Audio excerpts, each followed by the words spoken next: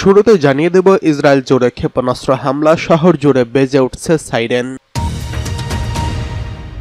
জানিয়ে দেব জেলেনস্কিকে মস্কোয় আমন্ত্রণ জানিয়েছেন ভ্লাদিমির পুতিন। অন্যদিকে রয়েছে হুতি নেতাদের মৃত্যু অদম্য ইচ্ছাশক্তি দুর্বল করতে পারবে না বলছেন আয়াতুল্লাহ খামেনি। এরপরে জানিয়ে দেব চীনের সামরিক কুচকাওয়াজ, উপস্থিত নেই নরেন্দ্র মোদী, তবে রয়েছে পাকিস্তান। সর্বশেষ জানিয়ে দেব পাকিস্তানকে বিশেষ এক প্রতিশ্রুতি দিলেন রাশিয়ার প্রেসিডেন্ট ভ্লাদিমির পুতিন। এতক্ষণ শুনছিলেন সংবাদ শিরোনাম, এবারে বিস্তারিত। ইসরায়েলে ক্ষেপণাস্ত্র হামলা, শহর জুড়ে বেজে উঠল সাইরেন। ইসরায়েলে ক্ষেপণাস্ত্র হামলা চালিয়েছে ইয়েমেনের হুতি বিদ্রোহীরা। এতে তেল আবিব সহ মধ্য ইসরায়েলে সতর্ক সংকেত বেজে ওঠে। দেশটির প্রতিরক্ষা বাহিনী আইডিএফ ক্ষেপণাস্ত্রের হামলার বিষয়টি নিশ্চিত করেছেন। আর্মি রেডিও সাংবাদিক দরুন কাদুস জানিয়েছেন, গত সপ্তাহে ইসরায়েলের হামলায় হুতিদের নেতা নিহতের পর প্রতিশোধের নিতে প্রথমবারের মতো হামলা চালিয়েছে বিদ্রোহী গোষ্ঠীটি। তিনি আরও বলেন, গত সপ্তাহে ইসরায়েলকে লক্ষ্য করে 4টি ব্যালিস্টিক ক্ষেপণাস্ত্র এবং 2টি ড্রোন হামলা চালিয়েছে হুতি গোষ্ঠী। যদিও এগুলো ইসরায়েল প্রবেশ করার আগেই ধ্বংস করেছে। দ্য জেরুজালেম পোস্ট জানিয়েছে, হুতিদের ছোড়া কয়েকটি ক্ষেপণাস্ত্র বিশ্লেষণ করে দেখা গেছে ইসরায়েলের বিরুদ্ধে ক্লাস্টার বোমা ব্যবহার করা হচ্ছে। এর ফলে ক্ষেপণাস্ত্রগুলো প্রতিহত করলেও ক্ষয়ক্ষতির পরিমাণ ঠেকানো যাচ্ছে না। প্রসঙ্গত 2023 সালে অক্টোবরে গাজায় ইসরায়েলি হামলার প্রতিবাদ জানিয়ে ফিলিস্তিনিদের প্রতি সংহতি প্রকাশ তেল আবিবে হামলা চালিয়েছে হুতি বিদ্রোহী গোষ্ঠী। যদিও গাজায় ইসরায়েলি হামলায় ইতিমধ্যে 63,000-এরও বেশি মানুষ নিহত হয়েছেন এবং আহত হয়েছে 1,61,000 মানুষ। অনেক দেশ এই যুদ্ধ বন্ধের আহ্বান জানালেও তাতে সাড়া দিচ্ছে না তেল আবিব। এদিকে জেলেনস্কিকে মস্কোয় আমন্ত্রণ জানিয়েছেন ভ্লাদিমির পুতিন। রাশিয়ার প্রেসিডেন্ট ভ্লাদিমির পুতিন আবারও জানিয়েছেন, তিনি ইউক্রেনের প্রেসিডেন্ট ভ্লাদিমির জেলেনস্কিকে মস্কোয় বৈঠকের জন্য স্বাগত জানাতে প্রস্তুত। কেবল বৈঠকের জন্য বৈঠক বসা অর্থহীন, এই ধরনের আলোচনা অবশ্যই তাৎপর্যপূর্ণ হতে হবে। বুধবার চীনের বেইজিংয়ে এক সংবাদ সম্মেলনে পুতিন এই মন্তব্য করেছেন। তিনি বলেছেন, কেবল বৈঠকের জন্য বৈঠক করলে কোনো সমাধান আসে না।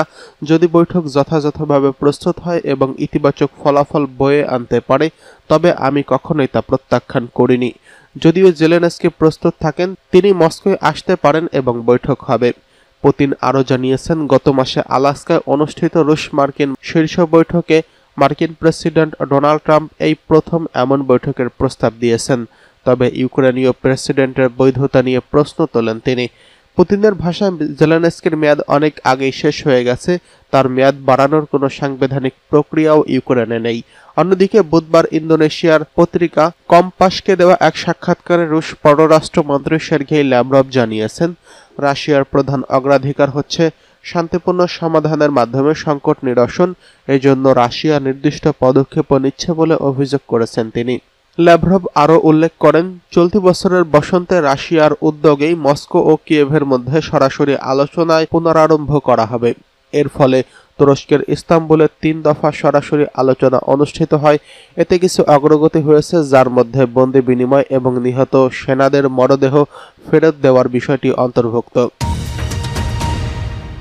হুথি নেতাদের মৃত্যু অদম্য ইচ্ছাশক্তি দুর্বল করতে পারবে না বলছে আয়াতুল্লাহ খামেনি।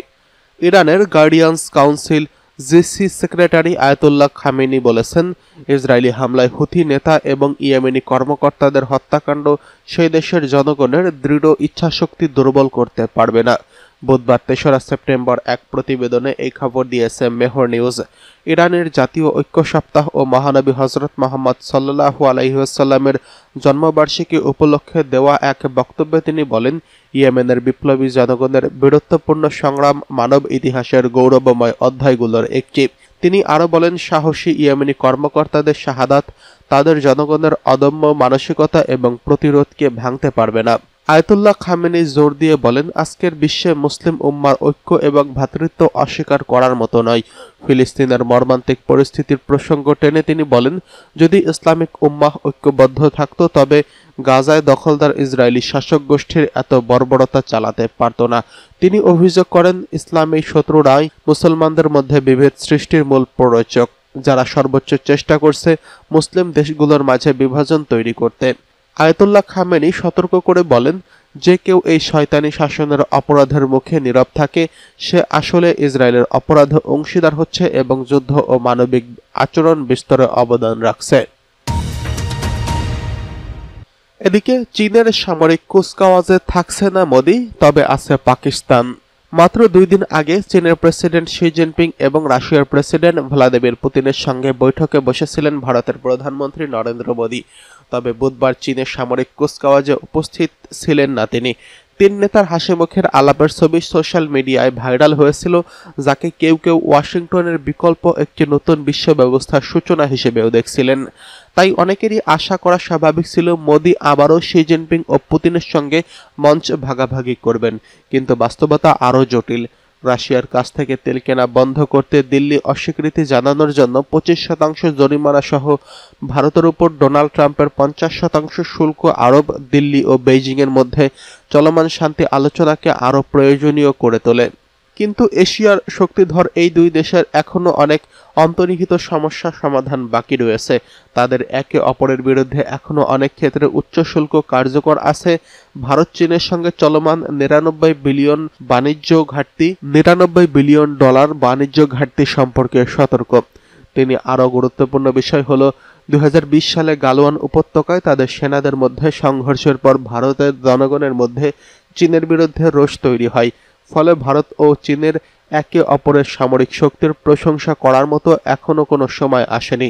ভারত বরং তার সাম্প্রতিক ক্ষত মেটানোর চেষ্টা করছেন, যেখানে কয়েকদিন আগেই দিল্লি উদ্বেগ প্রকাশ করেছেন গত মে মাসে সংঘর্ষে পাকিস্তান যে অস্ত্র ব্যবহার করেছে তার বেশিরভাগই বেইজিং থেকে এসেছে।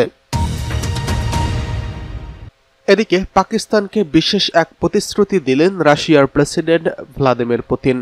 দক্ষিণ এশিয়ার ভূরাজনীতিতে নতুন সমীকরণ গড়তে একযোগে ভারত ও পাকিস্তান দুই প্রতিদ্বন্দ্বী প্রতিবেশীকেই কাছে টানার কৌশল নিয়েছে রাশিয়ার প্রেসিডেন্ট ভ্লাদিমির পুতিন। সদ্য অনুষ্ঠিত সাংহাই কোঅপারেশন অর্গানাইজেশন সম্মেলনের ফাঁকে চীনের রাজধানী বেইজিংয়ে পাকিস্তানের প্রধানমন্ত্রী শাহবাজ শরীফের সঙ্গে একটি বৈঠকে এই সংকেত স্পষ্ট করেছেন তিনি। বৈঠকে জ্বালানি বাণিজ্য অবকাঠামো এবং আঞ্চলিক সহযোগিতার ভবিষ্যৎ রূপরেখা নিয়ে বিস্তারিত আলোচনা হয়। পুতিন পাকিস্তানকে আশ্বাস দেন, রাশিয়া কেবল জ্বালানি ও বাণিজ্য নয় বরং কৃষি, ইস্পাত, পরিবহন সহ বিভিন্ন খাতে নতুন সহযোগিতায় সুযোগ করে দেবে। সাম্প্রতিক সময়ে রাশিয়া পাকিস্তান বাণিজ্যে যে ধীরগতি এসেছে সেটি কাটিয়ে শিগগিরই পুনরায় গতি আনা হবে বলে প্রতিশ্রুতি দিয়েছেন ভ্লাদিমির পুতিন। একই সঙ্গে পাকিস্তানের ভয়াবহ বন্যায় শোক প্রকাশ করে দেশটি দ্রুত ঘুরে দাঁড়ানোর প্রত্যাশা জানিয়েছেন। শাহবাজ শরীফ বৈঠকে বলেন, গত বছর রাশিয়া থেকে অপরিশোধিত তেল আমদানির মাধ্যমে দুই দেশের বাণিজ্যে নতুন সম্ভাবনার দ্বার উন্মুক্ত করেছে। তিনি বেলারুশ ও রাশিয়া ও কাজাখস্তান, উজবেকিস্তান হয়ে পাকিস্তান পর্যন্ত প্রস্তাবিত বাণিজ্যের করিডর গুরুত্ব তুলে ধরেন। শাহবাজ শরীফ আরও জানিয়েছেন, আস্তানা বৈঠকের পর কৃষি, ইস্পাত, জ্বালানি ও পরিবহন খাতে একাধিক চুক্তি সম্পন্ন হয়েছে।